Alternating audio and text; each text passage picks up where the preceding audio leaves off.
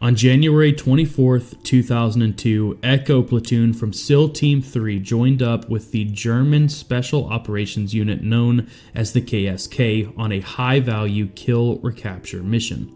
Their target was a high-ranking Al-Qaeda member hiding out in a large Afghan village called Prata Gar. The village consisted of one large 4-story tall central building surrounded by a dozen smaller buildings. The game plan was for the Germans to hit the main central building while the SEALs cleared everything else around it. And as per usual, they would hit the village in the middle of the night in hopes of catching the enemy sleeping. The operators flew out of Bagram in two CH-47 Chinook helicopters, landing about 4 clicks out from the village itself to ensure the enemy couldn't hear or see the helicopters. Maintaining the element of surprise was key to success on missions like this. As the operators stepped out of the helicopter onto the snowy mountainside, one of the SEALs rolled his ankle, forcing him to sit this mission out and get back on the helicopter. The mission had barely even started, and they were already down one man. After a 45-minute hike, the operators finally reached the village, where they quickly split into different teams and moved into position. Once all the SEALs were set, they held their positions outside the village for about 15 minutes until the Germans were set and ready. Aside from one blurry photo of the exterior of the village, this was the first time any of the operators had actually seen the village. They had absolutely no clue what the inside of the buildings would look like, so once they got in, they would have to adapt to every room on the fly. With each team now in position, they slowly and quietly made their way into the village and began clearing the roughly 2 square kilometer sized compound. As they breached the door into the first room, they found a husband and wife laying in bed with their child, but thankfully they were unarmed, so they simply left one SEAL behind to watch them and continued on clearing the next building.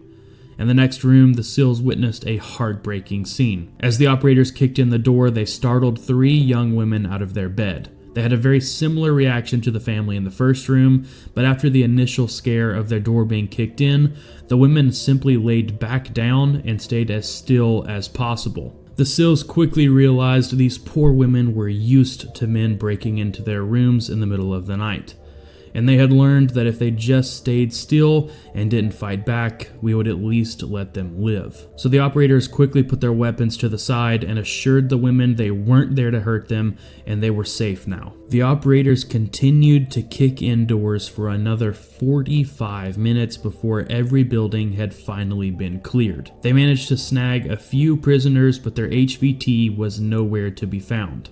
So a few of the SEALs began interrogating the prisoners to find out where he was, while the rest of the team began SSE, or sensitive site exploitation, which meant they would meticulously search through every room looking for any intel or weapons they could find. And they were able to find a good bit of useful intel, and they hit the absolute jackpot on weapons. They found everything from AKs and RPGs to SVES and other explosives. Sadly though, in the process of interrogating the prisoners, they learned they barely missed their HVT. He was here in the village just a few hours earlier. But nonetheless, the raid was considered a solid success with all the weapons and intel they recovered. As the SEALs prepped for exfil, the Germans requested their assistance with recovering some equipment. Apparently, the Germans underestimated the terrain and infilled with too much gear, so once they were on the ground, they decided to stash their big packs before making the hike to the village, which meant now 1 German and 2 SEALs would have to head back out to retrieve their packs. But the sun was starting to come up, and they needed to do this quickly. So they decided to borrow a truck from the compound and drive back to where the packs were stashed rather than hiking. And within minutes of exiting the compound, they came across 2 enemy fighters with guns who were clearly patrolling the road outside the village. So they hopped out, took them down at gunpoint, zip-tied them up, and threw them in the back of the truck and kept on going. Once they reached their packs, they found 5 unarmed Afghan men looting the bags. Unfortunately, the bags were stashed about 20 feet down in a ravine and the truck couldn't get down there, so they had to hop out and run down to the bags to shoo the looters away. There was a total of 40 packs down in this ravine that these 3 men would now have to carry up the hill into the truck. And after 4 different trips up and down the ravine, they were now finally heading back down to grab the last bags when they realized they were not alone. Evidently, word of their presence had spread to a nearby village, and there was now a mob of at least 50 armed men standing on the road screaming at them. The mob was most likely upset about their friends the SEALs had hogtied and thrown in the back of their truck. Very quickly, the mob moved around them and completely surrounded the operators from all sides. But despite being greatly outnumbered, the team decided they needed to get aggressive with these guys in hopes that they would back off. So they began waving their guns around and screaming at the men, telling them to back off. But the mob only got closer and closer until eventually getting so close that they were screaming in their faces and physically pushing the operators.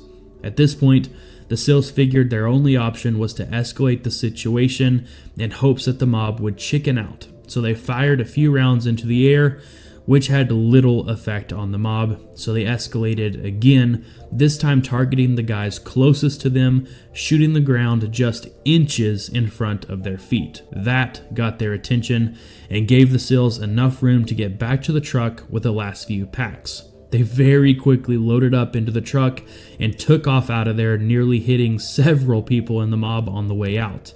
Miraculously, the 3 operators made it back to the village in one piece with all 40 packs and 2 bonus prisoners. Unfortunately, the helicopters were delayed, so the operators had to sit in the freezing snow for several hours until the choppers finally arrived.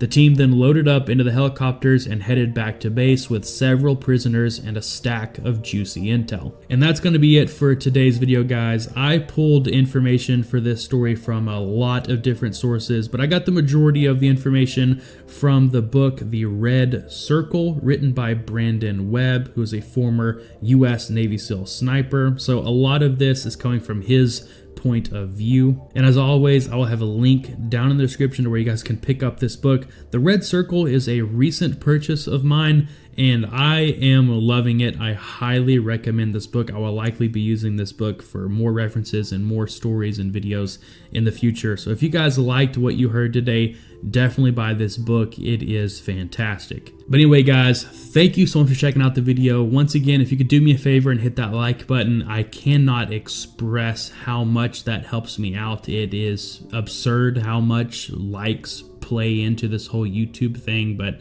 hitting that like button is ridiculously helpful. So thank you all so much for your support. But I hope you guys have a fantastic day.